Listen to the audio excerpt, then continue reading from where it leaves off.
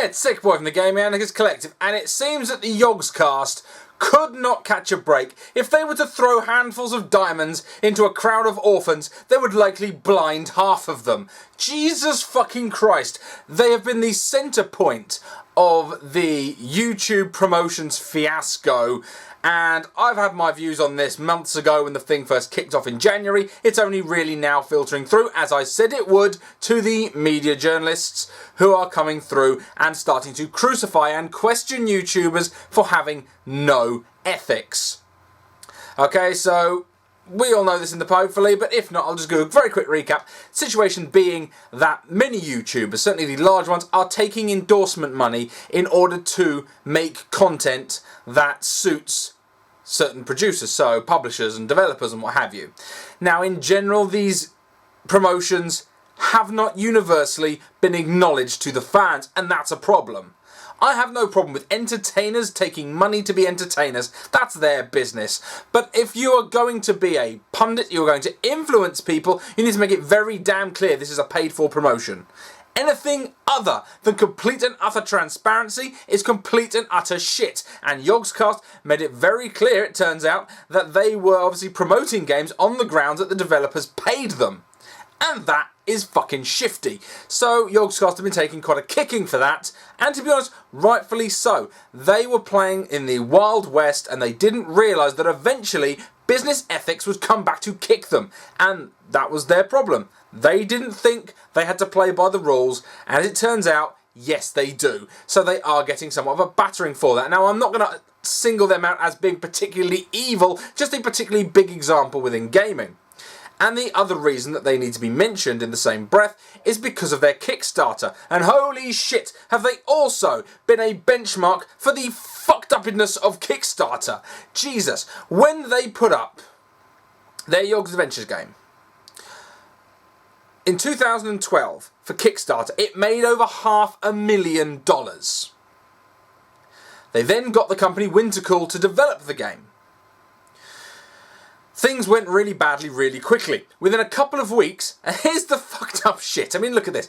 They paid, the developers paid themselves, this group of people who went to university together and were in the company, they paid each other out of the dividends directly from the Kickstarter, 35 grand each for 6 months' work in advance.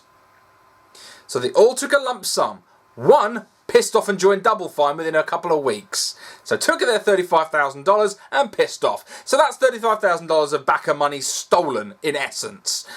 On top of that, the development went on and on and on and on, to the point where the communication issues and the actual relationship between Yogscast and Wintercool went through the floor, and they insisted on $150,000 of the money back in order to fulfill the rewards for the pledges.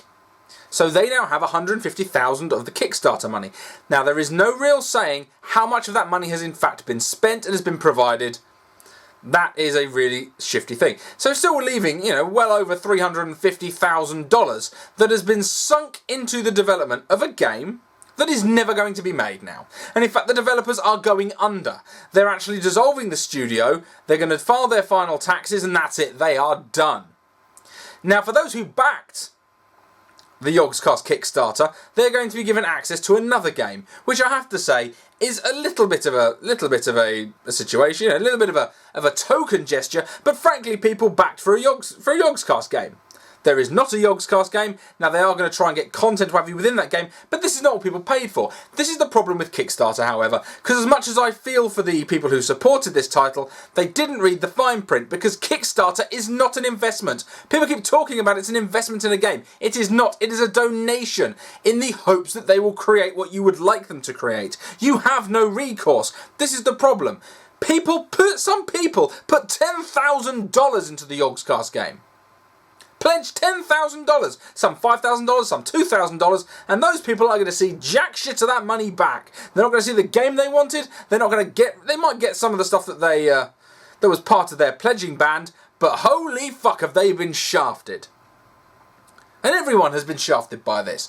This is, again, it's a prime example. Unfortunately, Yogscast appear to be the textbook examples. You open the dictionary of Kickstarter fuck-ups, you're going to see Yogscast. You're going to see dodgy YouTube promotions, you're going to see them as well. They have unfortunately become the absolute poster children for fucking up in the modern age of funding and content creation.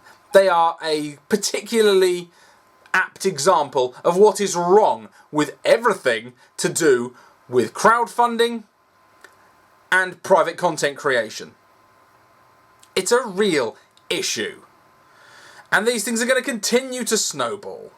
And Jesus H. Christ, I feel bad for these people. But at the same time, you should have known what you were doing. When you put in $5,000, $10,000 into a game on the promise that this game would be made, if this game had enough promise that $500,000 needed to be invested in it, then a publisher would have paid for it. It turns out the developers had no fucking clue how to make the game. They had no idea.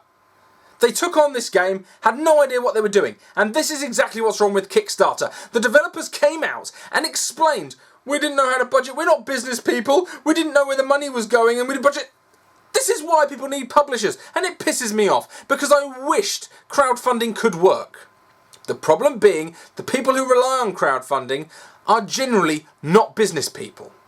They don't understand how to budget. They don't understand how to project manage. They don't understand how to hire staff. They don't understand that you can't just give $35,000 to a contracted employee and not tie them in to, if they do not complete the work, they should pay the money back. You fucked up. You thought you could trust your mates?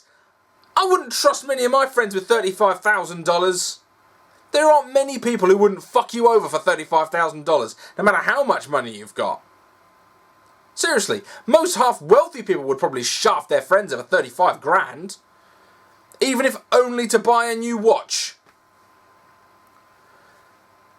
This just shows the naivety of the internet, and I really wish we could step away from publisher funding. We could step away from large networks controlling and running entertainment. But as it stands, these large examples, the most successful examples, have proved to be fucking failures time and time again, and it's depressing. This is meant to be the new age of media, where we all have social media, we all have networks, we all create content and share it with the world. If you have a big enough personality, you have the right kind of content, you will find your audience. That's fantastic. The problem being, if you want to find genuine big-time audiences, it seems to me you have to either be corrupt or a fuck-up, and make promises you can't keep, and lie and deceive people. Now, I'm not suggesting that Yogscast lied with regards to promotions, they just didn't tell you, which is frankly as good as a fucking lie. I don't want to harp on them, but for fuck's sake, they are the poster children for what is fucking wrong with the internet. Fucking bullshit. And it needs to stop. We need more mature, intelligent people with a fucking business brain making decisions. Now, one of the closest friends to the Yogscast, one of the people who actually first put the Yogscast on the map, someone like Total Biscuit. Now, I've joked around at his expense in the past, but I will give him credit. He knows how to run his business. He knows how to respond to controversy. He knows how to play the game. He has his business plan and he follows it. He is a better example than the vast majority of YouTubers as to how to do things correctly. Even when he fucks up, he tends to go with transparency and honesty and contrition. Hopefully there'll be more people like him, as opposed to the sort of people who still maintain it's okay because I'm an entertainer. No, motherfucker, you're selling people stuff. You are a shill. You're not an entertainer. You are an advert. You're an advert for impressionable kiddies. Don't fucking fool yourself. Anyway, guys, thanks a lot for watching. Catch you guys later.